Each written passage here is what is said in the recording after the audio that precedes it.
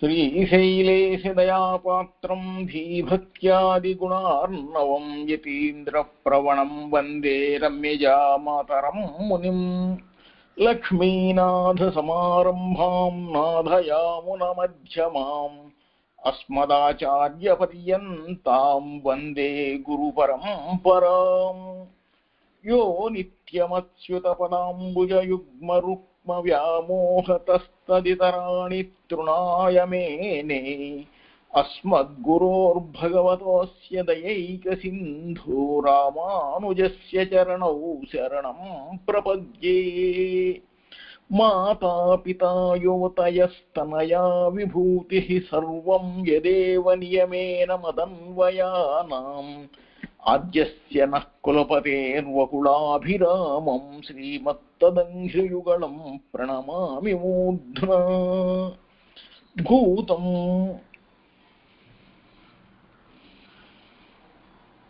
సరశ్చ మహదాహ్వయ భటనాద శ్రీభక్తిసార కులశేఖరయోగివాహాన్ భక్తాంగ్రిరేణుపరకాలయతీంద్రమిశ్రాన్ శ్రీమత్పరాంకుశమునిం ప్రణతోస్మీత్యం.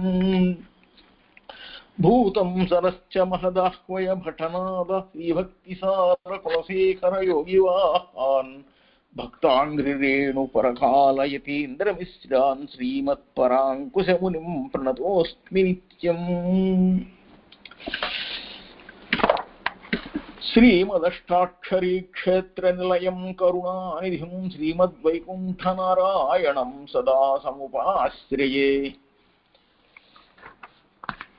శ్రియకాంతోనంతో వరగుణగణైకాస్పదవపుః హతాశిషావద్యః పరమఖపదో వాన్మనసయోః అభూమిర్భూమిర్యో నతజనదృశాం ఆదిపురుషో మనస్తత్పాదాబ్జే పరిచరణసక్తం భవతు మే. ప్రణమ్య శిరసాచార్యాన్ తదాదిష్టేన వర్త్మనా బ్రహ్మసూత్రపదాంతస్థవేదాంతార్థ ప్రకాశ్యతే. శ్రీమతే రామానుజాయ నమః. ప్రియ భగవద్బంధువులారా, భాగవతోత్తములారా, భగవద్ రామానుజులు అనుగ్రహించినటువంటి వేదాంత దీపంలో ఆచార్యానుగ్రహం వలన జరుగుతున్నటువంటి మన యొక్క వేదాంత దీప కాలక్షేపంలో మనం తృతీయోధ్యాయం చతుర్థ పాదంలో ప్రవేశించాం. ఈ తృతీయాధ్యాయంలో చతుర్థ పాదంలో ఏం చెప్పబడ్డాయి అన్న విషయాన్ని ఒక్కసారి మనం అవలోకన చేసుకుని తరువాత గ్రంథావలోకం చేద్దాం. ఇందులో మొదటిది పురుషార్థాధికరణం. ఆ పురుషార్థాధికరణంలోకి మనం ప్రవేశించబోతున్నాం. ఏమిటంటే ఈ పురుషార్థాధికరణంలో ఉన్న సారాంశం విద్య వలన బ్రహ్మప్రాప్తి కలుగుతుంది అనేటువంటి ఒక శృతి ప్రమాణం వలన పురుషార్థ విద్య చేత, పురుషార్థం అనేటువంటిది విద్య చేత సిద్ధిస్తుంది అనేటువంటిది బాదరాయణ మతం.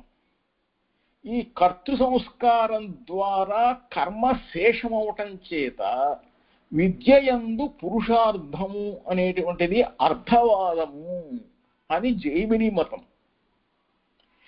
బ్రహ్మవేత్తల యొక్క ఆచారము కర్మ ప్రధానంగా మనకు వస్తోంది కాబట్టి వేదాధ్యయనానంతరము కర్మ జిజ్ఞాస చేయాలి అని చెబుతున్నారు. కాబట్టి యదేవ విద్యయా కరోతి అనేటువంటి స్థుతి వలన విద్య అనేటువంటిది కర్మాంగంగా మనం తెలుసుకోవాల్సి వస్తుంది. కాబట్టి విద్యకు కర్మ అంగం అవటం చేత విద్య ఎవరికైతే ఉందో అతనికే కర్మలు విధింపబడ్డాయి. కర్మ వలననే పురుషార్థ లాభము. విద్య లేని వారికి కర్మలు విధించినా కానీ ఏం చేయగలరు? కానీ కర్మ వలననే పురుషార్థం అనేటువంటిది లభిస్తుంది. ఆ విధవేద్యుడైనటువంటి పరమాత్మను మనం విషయంగా చేసుకుంటే, ఉపభోగ సాధనంగా చేసుకుంటే విద్య అనేటువంటిది ఆ పరబ్రహ్మ ప్రాప్త ఫలం కొరకు మనకు విధింపబడుతోంది.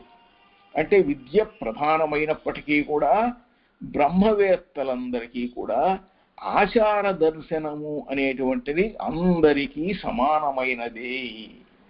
శాస్త్రం చేత విధింపబడినటువంటి స్మృతి అంటే జ్ఞానావృత్తి రూపమైనటువంటి విద్య ఇవన్నీ కూడాను కర్మాంగాలు కావు.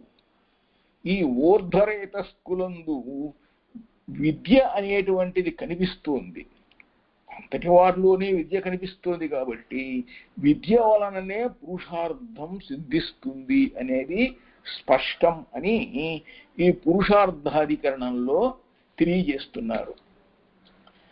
ఆ తరువాత స్థితిమాత్రాధికరణం అని అనుకుందాం, దాని తర్వాత చూద్దాం. ఇకపోతే ఈ మొదటి పురుషార్థాధికరణంలో ప్రథమ సూత్రం ఏమిటంటే పురుషార్థ అతశబ్దాత్ ఇది బాదరాయణ అని అంటున్నారు. అనంటే మోక్ష పురుషార్థము అనేటువంటిది ఉపాసన వల్లనే సిద్ధిస్తుంది అనేటువంటిది ఈ పురుషార్థాధికరణం యొక్క సారాంశమైతే, పురుషార్థో అతశబ్దాది బాదరాయణ పురుషార్థ అంటే ఈ పరమాత్మ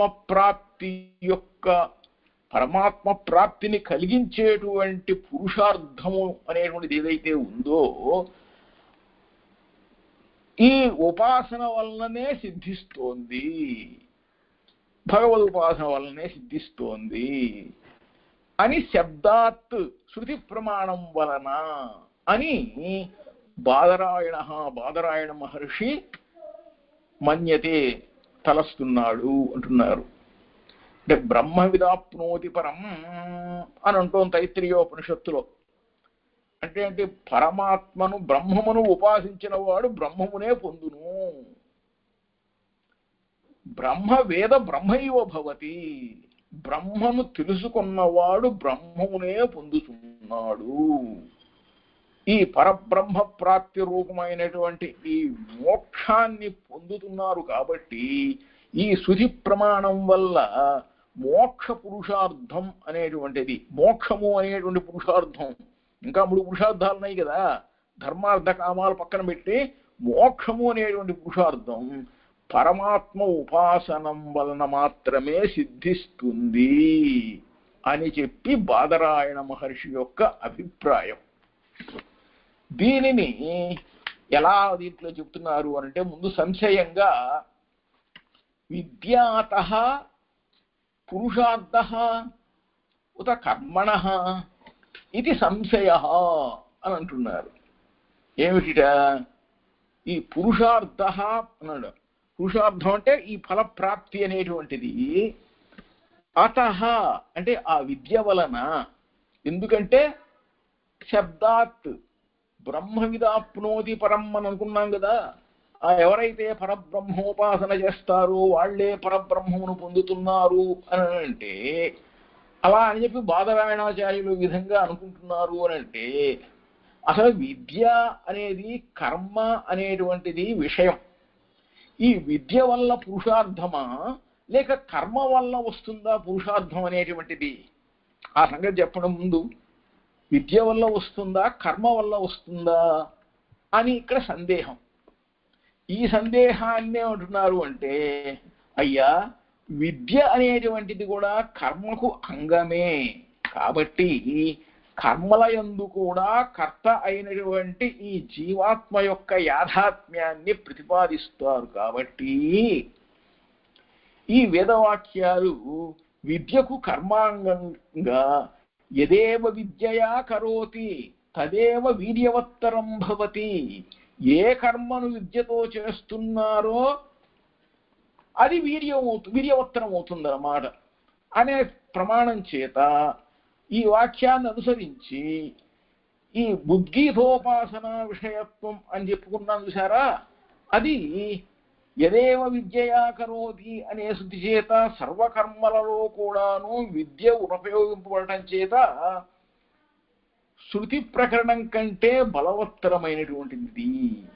విద్యకు కర్మాంగత్వం అనేటువంటిది ఎట్లా ఉన్నా కూడా తత్వమసి అయమాత్మ బ్రహ్మ అని సామానాధికరణ్యంగా జీవాత్మకు పరమాత్మకు ఎట్లా అయితే కూడాను ఉన్న సంబంధాన్ని తెలియజేశారో, సమానాధికరణ్యం అనంటే చెప్పుకున్నాం మనం, సమాన అధికరణం వ్యయోస్థే సమానాధికరణే, సమానాధికరణస్య భావః సమానాధికరణ్యం అంటే భిన్న ప్రవృత్తి నిమిత్తానాం శబ్దానాం ఏకస్మిన్నర్థే వృత్తి సమానాధికరణ్యం యథా నీలోత్పలం. ఆ విధంగా విద్య వల్ల ఉంటుంది, కర్మ వల్లనే పురుషార్థం వస్తుంది. విద్య అనేటువంటిది కర్మను ఆచరించడానికే కుదురుతుంది. కాబట్టి ఫలశ్రుతి అనేటువంటిది కూడాను, ఇప్పుడు విద్య అనేటువంటిది కర్మాంగం అవుతుంది. కాబట్టి అన్ని వేదాంతాల్లో కూడాను విద్య ఏని మనకి చెప్పబడుతున్నది అని చెప్పేసి అంటున్నాడు పూర్వపక్షవాదం. ఎట్లాట? కర్మణః ఇది పూర్వపక్షః, కర్మాంగత్వాత్ విద్యాయాః కర్మసు కర్తృభూత ప్రత్యేగాత్మనః యాథాత్మ్య ప్రతిపాదనపరాణి వేదాంత వాక్యాని. విద్యాయాః కర్మాంగత్వంచ యదేవ విద్యయా కరోతి తదేవ వీర్యవత్తరం ఇది శ్రుత్యా ఏవ అవగమ్యతే. నచ ప్రకృత ఉద్గీత ఉపాసన విషయత్వం అస్య వక్తుం శక్యతే. యదేవ విద్యయా కరోతి ఇది శ్రుత్యా సర్వకర్మసు విద్యాయాః వినియుక్తత్వాత్ శృతిశ్చ ప్రకరణాత్ బలీయసి. విద్యాయాః కర్మాంగత్వం కథం ఇది అపేక్షాయాం తత్వమసి అయమాత్మ బ్రహ్మ ఇది సమానాధికరణ్యేన కర్మాంగభూత కర్తృయాథాత్మ్య అనుసంధానద్వారేణ విద్యాయాః కర్మాంగత్వం ఇత్యవగమ్యతే. అతః కర్తృసంస్కార రూపత్వాత్ బ్రహ్మ విద్యాయాః కర్మణః ఏవ పురుషార్థః. తత్ర తత్ర ఫలశ్రుతిః అర్థవాదः స్యాత్.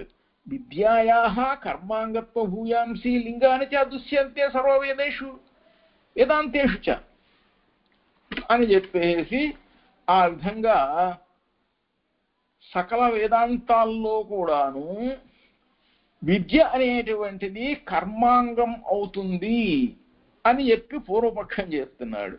అంటే బాగుందయ్యా నీ చమత్కారం, అట్లా అంటావా?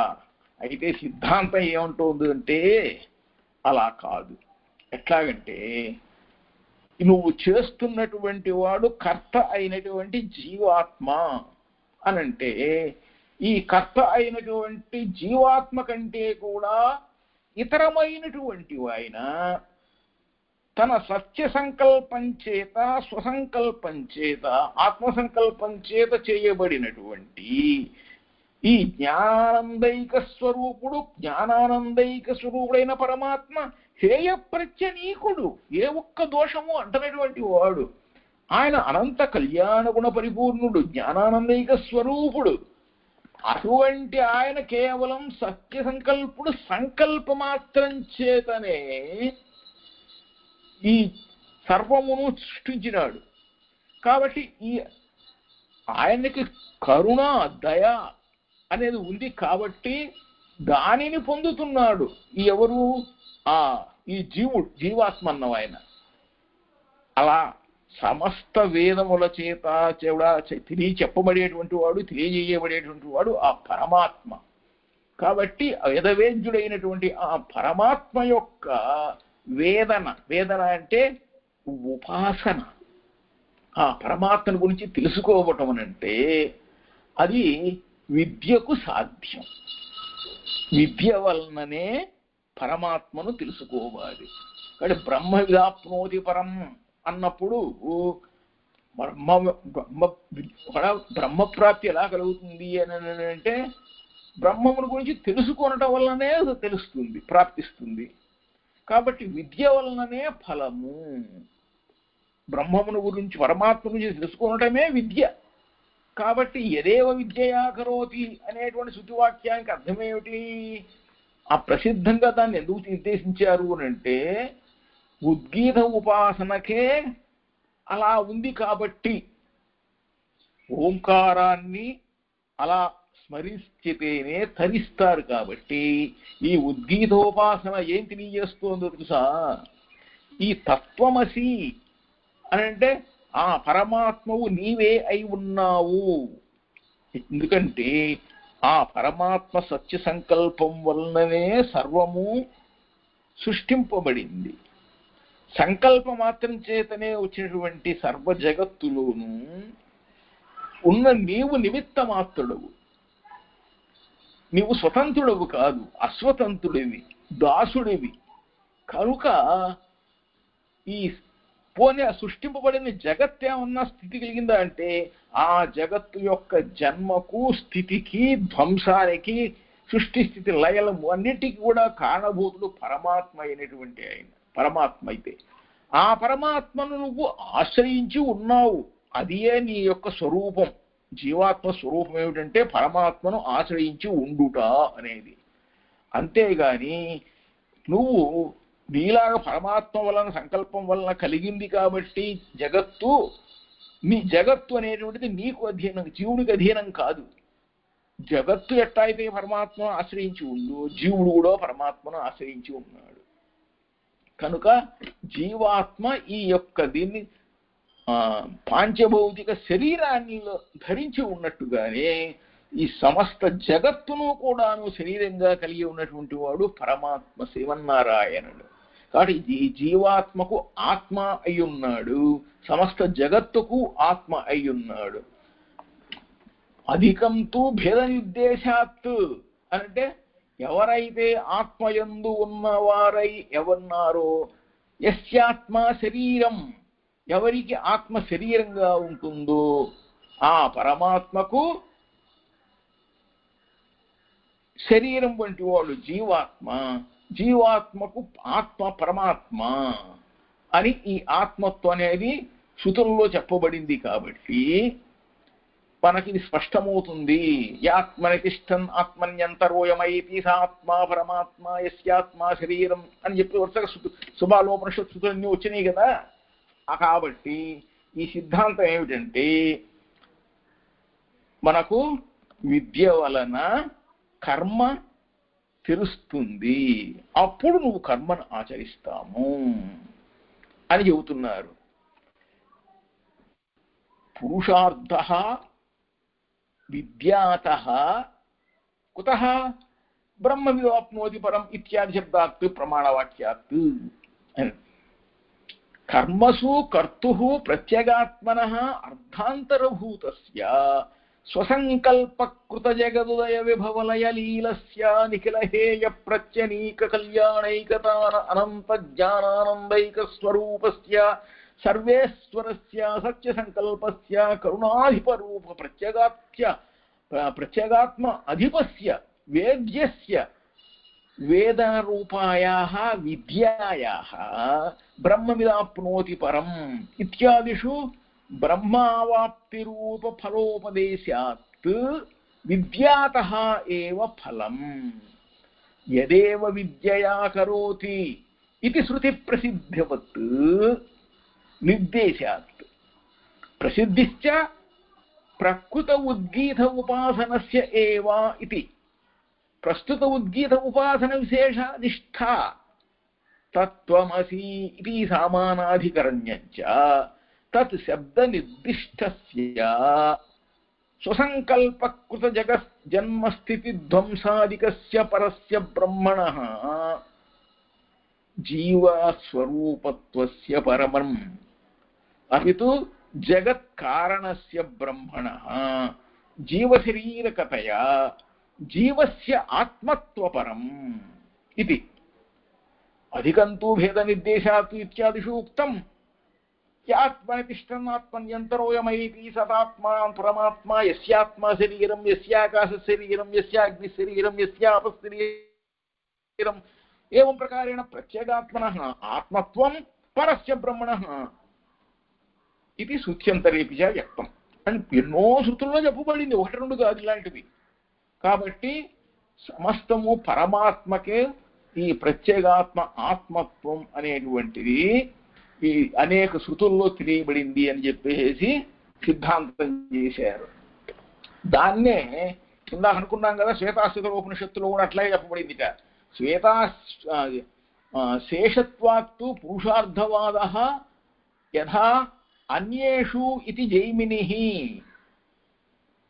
శేషత్వాత్ అని అంటే ఈ జీవుడు అన్నవాడు పరమాత్మకు శేషుడు కాబట్టి, పరమాత్మ శేషి కాబట్టి తత్వమసి అని అంటున్నారు. అందుకనే శేషత్వాత్ పురుషార్థవాదః యథా అన్యేషు ఇది జైమినిః. తత్వమసి ఇత్యాది సామానాధికరణ్యేన బ్రహ్మణః కర్మసు కర్తృస్వరూపత్వ అవగమాత్ విద్యాయాః కర్తృసంస్కారద్వారేణ కర్మశేషత్వాత్ తత్ర పురుషార్థవాదః అర్థవాదమాత్రం యథా అన్యేషు ద్రవ్య సంస్కారాదిషు ఇది జైమినిః ఆచార్యః మన్యతే అన్నారు. అంటే తత్వమసి అనే చెప్పేటువంటి వాక్యంలో సామానాధికరణించేత జీవాత్మకు పరమాత్మకు కూడా ఏ విధంగా అయితే సంబంధం చెప్పబడిందో అన్యోన్యత్వం అనేటువంటిది, అక్కడ పరమాత్మకు పరబ్రహ్మకు కర్మలలో కర్తృస్వరూపం కూడాను సంకల్ప మాత్రం చేతనే అని తెలియబడటం చేత తెలుస్తోంది. కాబట్టి విద్య అనేటువంటిది కర్తృ సంస్కారం ద్వారా ఈ కర్మశేషం అవుతుంది. కాబట్టి అని చెప్పి పురుషార్థవాద అంటే అందులో ఆ పురుషార్థము అంటే ఆయన పురుషార్థవాదము అంటే అర్థవాదం మాత్రమే. ఇది ఆయన సంకల్పం మాత్రం చేత చేస్తున్నాడు అని అంటే పరమాత్మ అలా చేసేస్తాడంతే, అప్రయత్నంగానే జరిగిపోతుంది. ఎట్లాగైతే అన్యేషు అంటే ఇతర ద్రవ్యముల్లోనూ సంస్కారాలు అన్నిట్లో ఎట్లాగో అట్లా అని చెప్పేసి జైమిని యొక్క అభిప్రాయము అని చెప్పని అంటున్నారు అన్నమాట. అలాగే ఉందిట ఆచార దర్శనాత్తు, అలా మనకు కనిపిస్తోంది కదండి. అందువలన విద్య అనేటువంటిదే కర్మాంగం. ఎందువలన ఆచార అంటే ఈ అనేక మంది బ్రహ్మవేత్తలు, పరబ్రహ్మము అంటే ఏమిటో తెలిసినటువంటి ఆచార్యుల యొక్క ఆచారము యొక్క దర్శనాత్ చూపించడం వల్ల అనేక మంది అలాగే చూపిస్తున్నారు. అయ్యా ఇదంతా సమస్తము పరమాత్మ యొక్క శ్రీమన్నారాయణ యొక్క సంకల్పమాత్రం చేత సిద్ధించినది అని చెప్పేసి అనేక మంది బ్రహ్మవేత్తలు దర్శనాత్ చూపించడం వల్ల, అంటే అదే బ్రహ్మవేత్తల యొక్క ఆచారం అవటం చేత అదే ప్రధానము అని మనకు తెలుస్తోంది. కాబట్టి ఈ అందరూ బ్రహ్మవేత్తలలో కూడా అగ్రేసుడు అయినటువంటి ఆయనట కేకయాధీశుడు అయినటువంటి అశ్వపతి ఏమంటాడంటే ఆయన యక్షమాణోహ వై భగవంతో అహమస్మి ఇత్యాహ అంటున్నట్ట. అంటే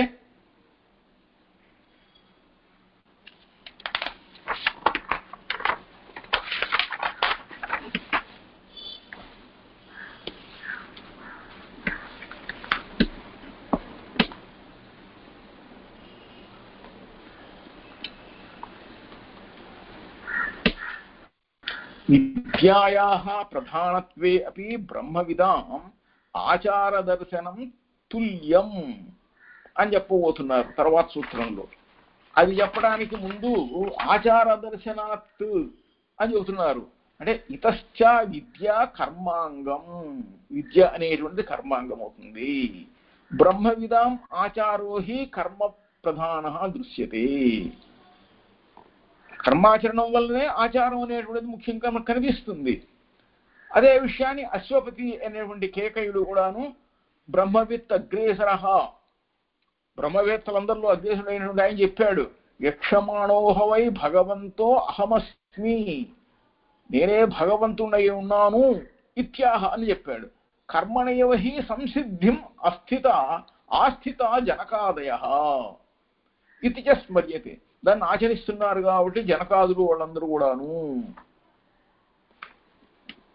ఎట్లాగునంటే యక్షమాణోహ వై భగవంతు అహమస్మిత్యాహ అని అంటే, అయ్యా ఓ పూజ్యులారా నేను యజ్ఞాన్ని చెయ్యబోతున్నాను అంటే యజదేవ పూజాయ పరమాత్మను నేను పూజింపబోతున్నాను అని చెప్తున్నారు. ఎవరు? ఉద్దాలక మహర్షి ఇత్యాదులందరితో కూడా చెప్పాట ఆయన. ఆ చెప్పినప్పుడు కర్మణైవ హి సంసిద్ధిమాస్థిత జనకాదయ, జనక మహర్షి ఇత్యాదులు అందరూ కూడాను కర్మల చేతనే కదా సిద్ధిని పొందారు, వాళ్ళు చేయవలసిన కర్మలన్నీ ఆచరించారు కదా. అలని చెప్పి నేను స్మరించాను, తెలుసుకున్నాను అని చెప్పన్నారు. కాబట్టి ఇక్కడ ప్రాప్తి ఆ ప్రమాణవాక్యం వలన ఇది సిద్ధిస్తోంది కాబట్టి అని చెబుతున్నారు అనమాట. అది దర్శనాత్తు శృతి ప్రమాణం వలన కనిపిస్తుంది కాబట్టి. అంతేకాదు తచ్చుతే, అది వినిపిస్తోంది శృతి ప్రమాణం చేత కూడాను. అంటే విద్య అనేటువంటిది కర్మ అంగము, కర్మం యొక్క భాగము అని చెప్పి శృతి తెలుస్తోంది. ఎట్లా? యదేవ విద్యయా కరోతి, దేనినైతే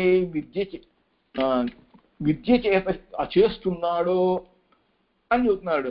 అంటే అది మొదలు దేని చేతనైతే అంటే ఏ విద్య చేతనైతే పని కర్మను ఆచరిస్తున్నాడో అని శృతి ప్రమాణం వల్ల విద్యకు కర్మాంగము, విద్యకు కర్మ అనేటువంటిది అంగమైనటువంటిది అని చెప్పి తెలుసుబడుతోంది. కాబట్టి ఈ ప్రకరణంలో శృతి విద్యా విశేషమైనటువంటి ఉద్గీత విషయమైనటువంటి ఉపాసన కూడాను ఇక్కడ కుదరదు వ్యవస్థ అని చెప్పని అంటాడు. అని అంటే దానికి కదిగా చెబుతున్నారు అనమాట. తచ్చుతే అని అంటే యదేవ విద్యయా కరోతి ఇత్యాదికాయా శృతే విద్యాయా కర్మాంగత్వం అవగమ్యతే నచ దుర్బలేన ప్రకరణేన శృతి విద్యా విశేష ఉద్గీత విషయ ఉపాసనే వ్యవస్థాప్యతే. సమన్వారంభణాత్ అన్నారు. సమన్వారంభణాత్ అనేటువంటి సూత్రంలో అంటే సమన్వారంభణాత్ అంటే సంబంధము వలన. ఏ సంబంధం వలన? తం విద్యా కర్మణి సమన్వారభేత్ అన్నారు. తం అంటే ఆయా పురుషుని విద్యాకర్మణి, విద్య అనేది కర్మ అనేటువంటిది రెండు కూడాను, విద్య కర్మ రెండు కూడాను కలిసి సమన్వారభతే సంబంధం కలిసి ఉన్నవి. విద్య అనేది కర్మ అనేటువంటిది రెండు కూడాను కలిసే ఉన్నాయి, సంబంధంగా ఉన్నాయి అని. ఈ విద్యా కర్మలకి ఒకే పురుషుడిలోనే అన్ని విద్యలకు కూడాను అన్ని రకాల కర్మలకు కూడాను అంగంగా ఉన్నట్టుగా మనకి తెలుస్తోంది. మీకు ఆ విద్య వచ్చా? వచ్చండి, అయితే ఆ పని చెయ్యి అంటే ఇదిగో చేశానండి అని అంటే ప్రతి ఒక్కళ్ళలో కూడాను ఈ విద్య అనేది కర్మ అనేటువంటివి రెండు కూడాను కలిసి ఉంటున్నాయి కదా. తద్వతో విధానాత్, తద్వత అని అంటే అలా విద్య కలవానికే విధానాత్తు కర్మ విధింపబడింది. ఇప్పుడు పాఠం చెప్పండి, దాన్ని చెప్పండి అని అంటే ఎవరికి చెప్పమని ఎవరికి చెబుతాం? ఎవరి దగ్గర అయితే ఆ విద్య ఉందో వాళ్ళనే చెప్పమని చెబుతాం. కాబట్టి విద్య లేని వాళ్ళకి చెప్పమని చెప్పలేం కదా, చెప్పిన ప్రయోజనం ఉండదు కదా.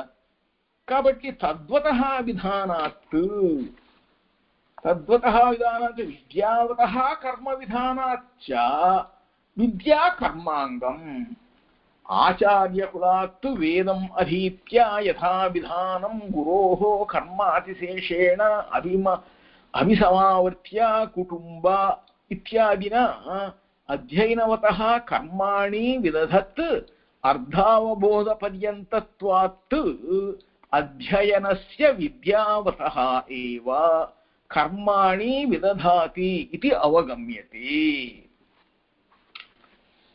తద్వతో విధానాత్ అంటే విద్య తద్వత ఆ విద్య కలవాడికి విధానాత్ ఈ విధంగా చేయము అనేటువంటి కర్మ విధించబడటం వలన దగ్గర ఏ విద్య అయితే ఉందో ఆ విద్యను విధంగా ఆచరించి చూపించు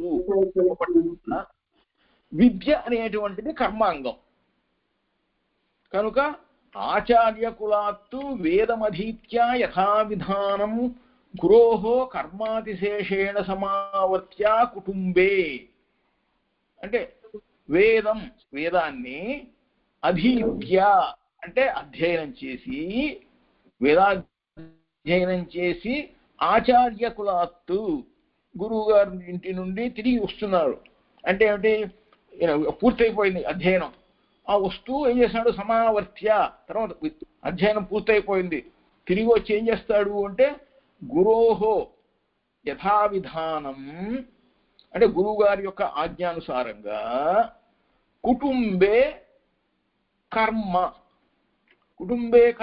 అని అంటే తన యొక్క గృహంలో అతిశేషేణ అంటే ఏంటి ఏవైతే చెయ్యాలో అవన్నీ కూడా చేస్తూ ఉంటాడు అనమాట కర్మను ఆచరిస్తూ ఉంటుంటాడు అంటే అధ్యయనం ఇవన్నీ ఎవరికి అంటే అధ్యయనము చేసిన వాడికే ఇవన్నీ విధింపబడుతున్నాయి అంటే చదువుకున్న వాడికి అనమాట విద్య అనేటువంటి దేని వాడికి ఎలా విధింపబడతాయి విధింపజేయగానే అసలు ఏం చేయగలడు కాబట్టి కర్మను విద్య అనేటువంటిది కర్మ అనేటువంటిది రెండు కూడాను సంబంధం కలిగి ఉంటాయి అధ్యయనం అర్ధజ్ఞాన పర్యంతం అందుకని వేదాధ్యయనం అర్ధావబోధ పర్యంతత్వం అని చెప్పని అంటారు వేదాధ్యయనం చేయటం అంటే వేదం యొక్క అధ్యయనం చేసామంటే దాన్ని చదివి దాని అర్థం ఏమిటో తెలుసుకోవడం అనేది మొత్తం చేసుకుంటే అప్పటికి వేదాధ్యయనం పూర్తి చేయనట్లు లెక్క కానీ అధ్యయనం అర్ధజ్ఞాన పర్యంతం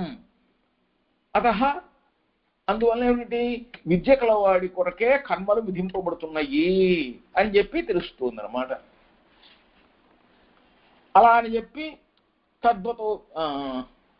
తద్వతో విధానాత్ అనే సూత్రంలో తిరుగుతుంది విద్యావత కర్మ విధానాచ్చ విద్యా కర్మాంగం ఆచార్యకులాత్తు వేదం అధీత్య యథావిధానం గురోః కర్మాతిశేషేణ అభిసమావర్త్య కుటుంబ ఇత్యాదిన అధ్యయనవతః కర్మాణి విదధత్ అర్ధావబోధ పర్యంతత్వాత్ అధ్యయనస్య విద్యావతః ఏవ కర్మాణి విదధాతి ఇది అవగమ్యతే నియమాచ్చ అది ఒక నియమానుసారంగా ఒక నియమం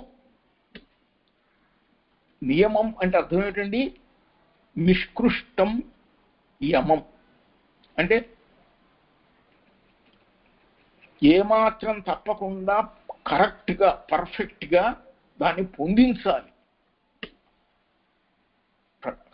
స్పష్టంగా పొందించే విధానం ఏదైతుందో దాని నియమము అంటారు అన్నమాట యమము నియమము యమము అంటే అర్థం ఏంటంటే యమము అని అంటే అంతరింద్రియ నిగృహ్యము ఇంద్రియ నిగృహ్యం అట్లాగే నియమము అని అంటే దాన్ని పొందించటం అంటే ఆ బాహ్యేంద్రియ నిగృహ్యము అంతరేంద్రియ నిగృహ్యము రెండింటినీ కూడాను చేసేదాన్ని నియమము అంటారు అన్నమాట నియమము వల్లనే కుదురుతుంది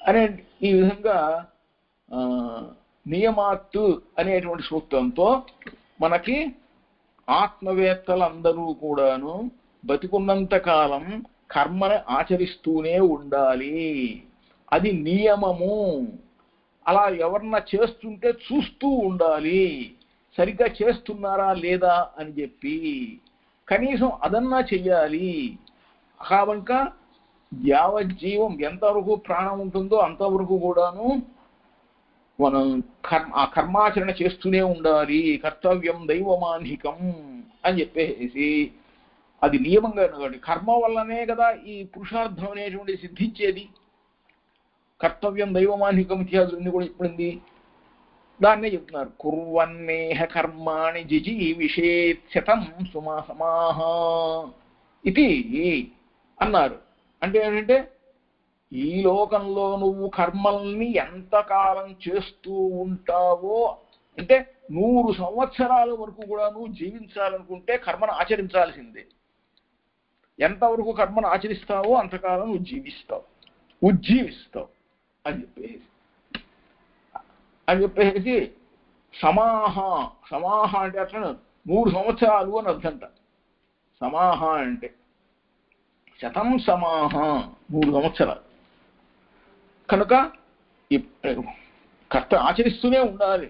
అవు నేను గుర్తు రావట్లేదండి, నేను చేయలేకపోతున్నాను అని అంటే పర్వాలేదు, నువ్వు విఆర్ఎస్ తీసుకో, రిటైర్మెంట్ తీసుకోవాలి అని చెప్పని అంటారు అన్నమాట.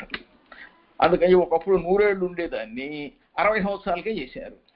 60 సంవత్సరాలది కూడాను ఇప్పుడు కాదనుకుంటే విఆర్ఎస్ తీసేసుకోవచ్చు ఇంకా ముందుగానే. చేయలేనంటే ఏం చేయలేవు?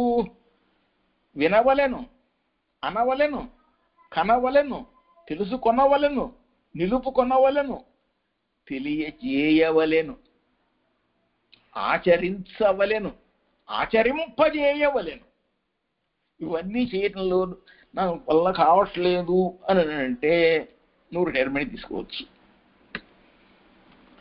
అలా చేయిస్తున్నట్టు ఏ ఒకటన్నా చేయిస్తుంది వీటిల్లో అన్నిట్లో, అప్పుడు నీకు 100 ఏళ్ళ ఆయుష్ పూర్తిగా ఉంటావు.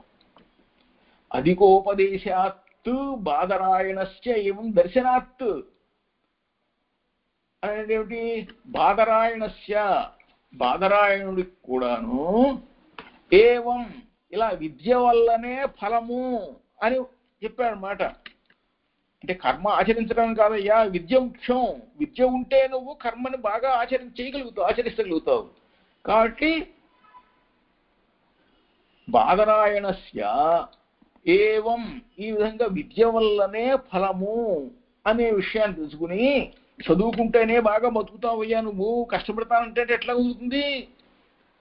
నువ్వు కష్టం వల్ల కాదు, ముందు శారీరక శ్రమ కన్నా మానసిక శ్రమ అనేటువంటిది చాలా విలువైనది.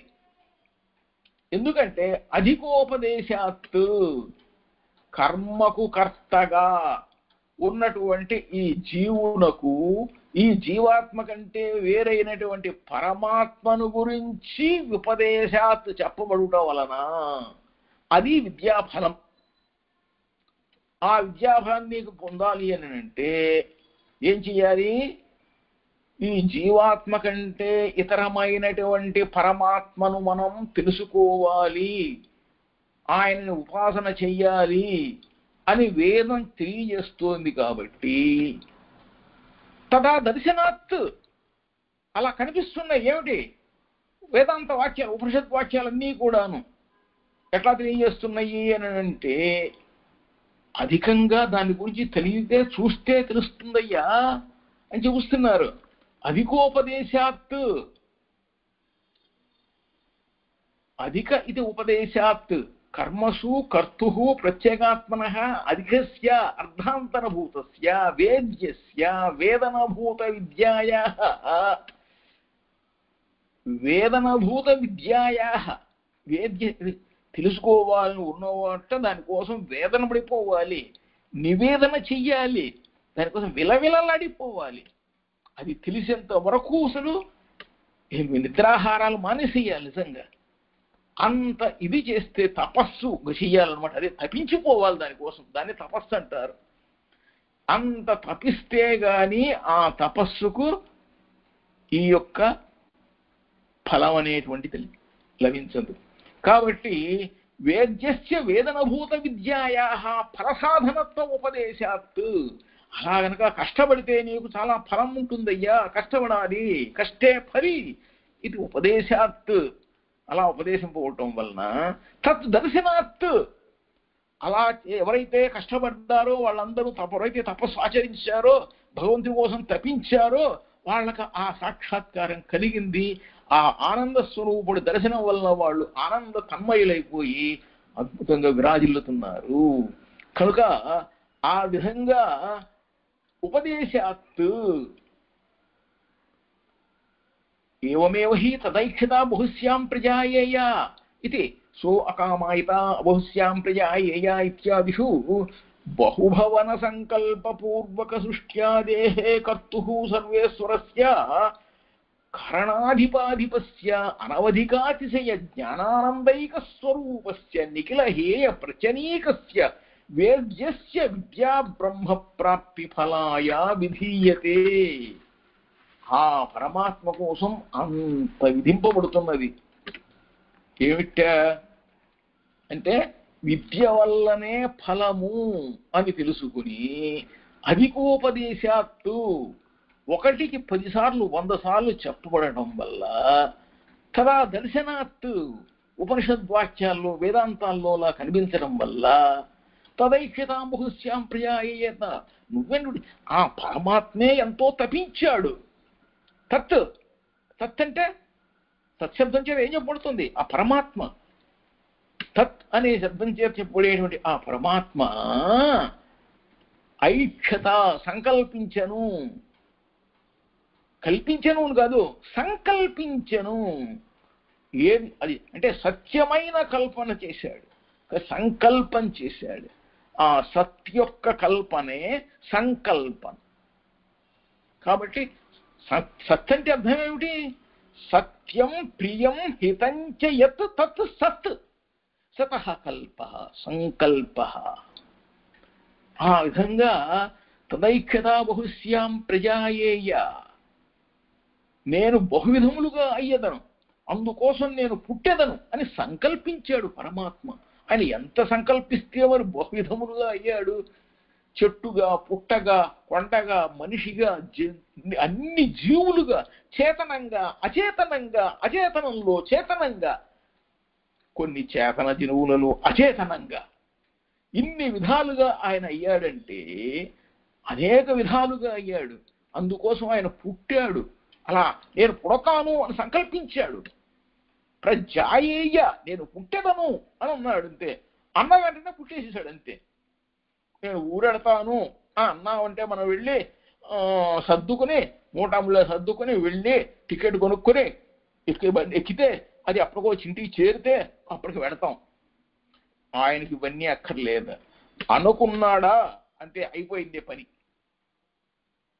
అనుకుంటే సంకల్పం నైక్షతా బహుశ్యాం తత్సృష్ట్వా తదేవ అనుప్రవిశత్తు. అనుకోగానే వెంటనే అది అయిపోయింది, అందులో ఆయన ప్రవేశించేసేసాడు.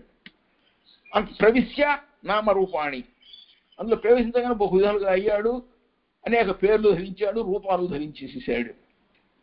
ఆ విధంగా సమస్త సృష్ట్యాదులకు, సృష్టికి, స్థితికి, లయకు అన్నింటికీ కూడాను కర్తగా అయినటువంటి పరమాత్మ, ఇంద్రియాలన్నింటికీ కూడాను అధిపతి అయినటువంటి ఆయన, ఈ జీవాత్మకు అధికారి అయినటువంటి ఆయన, ఇక ఇంత అని చెప్పలేనంత అనవధికాతిశయమైనటువంటి ఆయన, జ్ఞానము, సత్యము, ఆనందము, ఇవన్నీ అనంత కళ్యాణ గుణములు కలిగినటువంటి స్వరూపమైనటువంటి పరమాత్మ నిఖిల హేయ ప్రత్యనీకుడు. అంటే ఏంటి? ఎక్కడ ఏ ఒక్క దోషము కూడాను రవ్వంత కూడా లేనటువంటి ఆయన, అటువంటి ఏ దోషము లేనటువంటి ఆయన ఉలసా వేదవేద్య, వేదము చేత తెలియబడేటువంటి ఆయన, ఆ వేదవేద్యుడైనటువంటి పరమాత్మ విద్య, ఆ పరమాత్మకు సంబంధించిన విద్య బ్రహ్మ విద్య. అది పరబ్రహ్మ ప్రాప్తి కొరకు ఆ విద్య విధింపబడుతోంది. కాబట్టి విద్య వలననే మనం తరిస్తాం. విద్యకు అంగంగా కర్మ ఉన్నది. అంటే ఆచరణ. కేవలం తెలుసుకుని లాభం లేదు. పాలల్లో బాగా కాచి చల్లారిన తరువాత, అంటే మా పూర్తిగా చల్లారిపోకూడదు, మధ్యలో కొంచెం చల్లారుతున్నది ఉండగా అందులో ఏం చేయాలి? మజ్జిగ వేయాలి. మజ్జిగ వేస్తే ఇస్తే ఇప్పుడు ఏమవుతుంది? తోడుకుని పెరుగులో తయారవుతుంది. అందులో బాగా అది సరిగ్గా నీళ్లు కలపనటువంటి మంచి పాలు అయితే ఏమవుతుంది? పైన మేగడ వస్తుంది. ఆ మేగడను కూడా పేర్చి పెట్టి చేసుకుని మరలా పెరుగులో వేసి చిలికితే వెన్న వస్తుంది. వెన్నను కాస్తే నెయ్యి వస్తుంది. ఆ విధంగా ఎంతో తత్వాన్ని, ఉన్న తత్వాన్ని ఆ పరమాత్మ విద్యలోనే మనం తెలుసుకోవాలి అని విధింపబడుతోంది. బిడుగు తీరాలి. That is must and should అని చెప్పి రూలింగ్ అన్నమాట. అది పరమాత్మ విద్యను తెలుసుకోవాలి, పరమాత్మని తెలుసుకోండి. ఎందుకంటే ఆయన ఎంత కష్టపడ్డాడు మరి ఇవన్నీ సృష్టించడం కోసం. తుల్యంతు దర్శనం. దర్శనం అంటే అది కనిపిస్తుందో అయ్యా, అది ప్రధానమే అని చెప్పేసి అనేక మంది బ్రహ్మవేత్తలకు ఆచార రూపంలో మనకి అది కనిపిస్తోంది. అది తుల్యం, సమానం అందరికీ కూడా. అందరు బ్రహ్మమును పరబ్రహ్మమును గురించి దర్శించుకున్న వాళ్ళు, సేవించుకున్న వాళ్ళు ఎవరైతే ఉన్నారో వాళ్ళందరికీ కూడా అది సమానం అంతా కూడాను.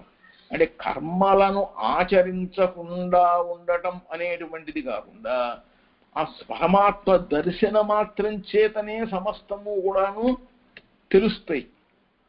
ఋషయః కావశేయాః కిమర్థావమధ్యేష్యాః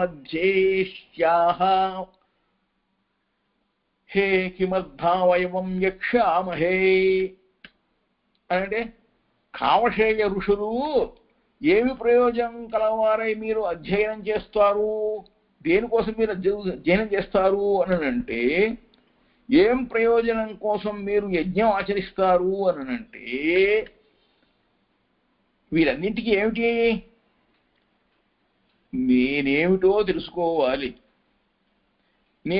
నాకు ఏం కావాలో తెలియాలి, నేను ఏం చెయ్యాలో తెలియాలి, నేను ఎవరిని పొందాలో తెలియాలి, ఆ పొందే విధానం ఏమిటో తెలియాలి. ఈ విధమైన అర్ధపంచక జ్ఞానం అనేటువంటిది మనకి కలగాలి అని అంటే ఇంత చేస్తే గాని వాళ్ళకు కలగలేదు మహర్షులకు. అయినా కూడా మేం పడ్డ కష్టాలు మీరందరూ కూడా పడాలా అని చెప్పి వాళ్ళు అనుకుండా, అయ్యా ఇంత కష్టం మీరు పడలేరయ్యా, ఇన్ని అరణ్యాల్లో ఇవన్నీ తీరిగ్గా హాయిగా స్వామిని దర్శించండి, తరించండి, సేవించండి, కీర్తించండి, స్తుతించండి అన్నట్టుగా ఈ ఋషులు ఏం ఉపయోగిస్తుందంటే కర్మానుష్ఠానాన్ని చేస్తున్నారు. పొద్దున లేచిన దగ్గర నుంచి నిత్యానుష్ఠానంలో కూడాను పరమాత్మ స్మరించడం, దర్శించడం, సేవించడమే. ఏం ఫలాన్ని ఆశించింది, ఈ స్వామి నాకు ఏ ఫలము అక్కర్లేదు, నేను నిన్ను తెలుసుకున్నాను, నువ్వు పరమాత్మవు, నేను జీవాత్మను, నిన్ను సేవించడం నా యొక్క కర్తవ్యం, కర్తవ్యం దైవమాన్హికం, నా కర్తవ్యాన్ని ఆచరించడమే నీ యొక్క ఇది. కాబట్టి కర్మ అనేటువంటిది విద్యకు అంగము అని కర్మానుష్ఠాన దర్శనాన్ని కూడాను ఈ విధంగా ఈ తెలియజేస్తున్నారు అని చెప్పేసి, కర్మ అనేటువంటిది విద్యకు విరోధి అవుతుందా అని చెప్పేసి అని కూడాను దీని గురించి ఇంకా తెలియజేస్తారు. తుల్యంతు దర్శనం అని చెప్పేసి విద్యాంగత్వాత్తు త్యాగస్తు ఫలాభిసంధియుక్తస్య విద్యా విరోధిత్వాత్తు అభిప్రాయః అని అసార్వత్రికీ అని చెప్పి శుద్ధ సూత్రం చెప్పారు. అసార్వత్రికీ అని అంటే ఏమిటంటే, యదేవ విద్యయా కరోతి అంటే ఏదైతే సకల విద్యలకు కూడాను కర్మ అనేటువంటిది అంగంగా ఉన్నది అనేటువంటి చెబుతున్నదే అది అసంగతం, అసార్వత్రికీ అని చెప్పి ఈ శృతిలో విద్యాశబ్దం చేత చెప్పబడింది. అసార్వత్రికీ అని అంటే అన్నీ కూడాను విద్యా విషయమే కాదు అని చెప్పటం, కేవలం చదివినంత మాత్రానే కాదు, అన్ని విద్యలకు సంబంధించిన విషయమే కాదు, సార్వత్రికీ అసార్వత్రికీ అనమాట. యక్కరోతి తద్విద్యయా అంటే ఏదైతే చేస్తున్నాడో అది విద్య చేత అని అన్వయం కాదు. మరి ఎట్లా కుదురుతుంది అంటే, యదేవ విద్యయా కరోతి తదేవ వీర్యవత్తరం అంటే దేనిని ఏ విద్యతో చేస్తున్నాడో అది వీర్యవత్తమవుతుంది అని చెప్పేసి అర్థం అన్నమాట. అలా చెప్పి అన్వయం చేయాలి. కాబట్టి విద్య చేత చేయబడుతున్నటువంటి ఈ సమస్త వాక్యాల యొక్క సమన్వయం అంతా కూడా వీర్యవత్తరం కావాలి అని అంటే దాని గురించి కారణత్వం మనకి తెలియాలి. యదేవా అంటే దేనినే అని చెప్తుంటారు. అలా చెప్పడం వల్ల వాక్యాంతరావగతి ఉద్గీతం ఉపాసీత అంటే ఉద్గీతం ఓంకారం అనేటువంటిది పలకాలి. విభాగశతవత్ అని అన్నారు. ఆ ఉద్గీత విద్యాయాః సన్నిహితః సార్వత్రికి అనేటువంటిది చెప్తున్నారు. విద్యయా క్రియమాణస్య అన్యతః అవగతస్య వీర్యవత్తరత్వం ప్రతి సాధనభావः అవగమ్యతే. యదేవా ఇది ప్రసిద్ధవత్ నిర్దేశాత్ అన్యతః అవగతిః ఉద్గీతం ఉపాసీత ఇది సన్నిహితః ఉద్గీత విద్యాయాః. విభాగः శతవత్. విభాగः శతవత్. విభాగः అంటే తం విద్యా కర్మణి సమన్వారభేత అన్న చోట ఏమన్నారు? విద్య అనేటువంటిది ఆ విద్యా ఫలం కొరకు, కర్మ అనేటువంటిది ఆ కర్మ ఫలం కొరకు ఒక ఏ వ్యక్తి అయితే ఆచరిస్తున్నాడో ఆ వ్యక్తికి సంబంధిస్తున్నటువంటిది అవుతుంది. కాబట్టి అంటే కర్త అనేది లేకుండా కర్మ ఎలా జరుగుతుంది? కర్త లేకుండా కర్మ లేకుండా క్రియ ఎట్లా రూపం పొందుతుంది? కనుక ఎందువల్లనైతే ఈ అన్ని విద్యలకు ఫలాలు మనకు లభించాలి అని అంటే శతవత్. శతవత్ అని అంటే 100 విధాలుగా, శతద్వయం అని అంటారు. మన శతవత్ అంటే ఒక ఒక క్షేత్రం అని అంటే ఏంటి?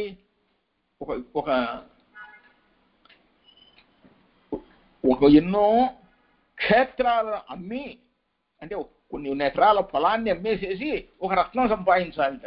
అంటే అప్పట్లో అట్లా ఉండేదన్నమాట. అంటే రత్నము అంటే నిజే మావు అన్ని రత్నాల కింద కాదు. నిజమైన ఒక రత్నం కొనాలి అంటే కొన్ని ఎకరాల పొలం అన్నమాట. కొన్ని క్షేత్రాన్ని మనం చేస్తే ఆ క్షేత్రాల వల్ల ఒక రత్నం లభిస్తుంది. కాబట్టి శతద్వయం అని అంటున్నారు అన్నమాట. శతద్వయం అంటే 200 క్షేత్రాలను విక్రయిస్తే ఒక రత్నం లభిస్తుంది. కాబట్టి రత్నం కోసం ఈ శతం అనేటువంటి విభాగం చేశారు. అదేవిధంగా అని అంటే ఆ విధంగా ఒక ఫలం కొరకు ఎన్ని రకాల కర్మలు ఆచరించాలి అని చెప్పి విభాగశతవత్ తం విద్యా కర్మణి సమన్వారభయతే ఇత్యత్ర విద్యా చ స్వస్మై ఫలాయ కర్మ చ స్వస్మై ఫలాయ అన్వారభత ఇది విభాగः ద్రష్టవ్యः. విద్య ఎవరి కొరకు? నా కొరకు. కర్మ ఎవరి కొరకు? నా కొరకు. ఈ విధంగా తీసుకుంటే విద్యా కర్మణోహో భిన్న ఫలత్వం. ఈ విద్య కంటే కర్మ కంటే రెండింటికంటే కూడా భిన్నమైనటువంటి ఫలం ఎవరి కొరకు? అది నా కొరకే. శతవత్ యథా క్షేత్రరత్న విక్రయణం శతద్వయం అన్వేతి ఇది ఉక్తే క్షేత్రార్థం శతం.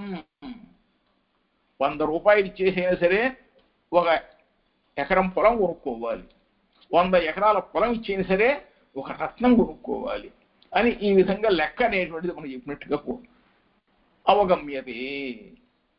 అంటే గొప్పది కావాలంటే చిన్నవి ఎన్నెన్నో ఎక్కువ చేయాలన్నమాట. అది ఈ సందర్భంలో అప్పుడు గుర్తుకొస్తోంది.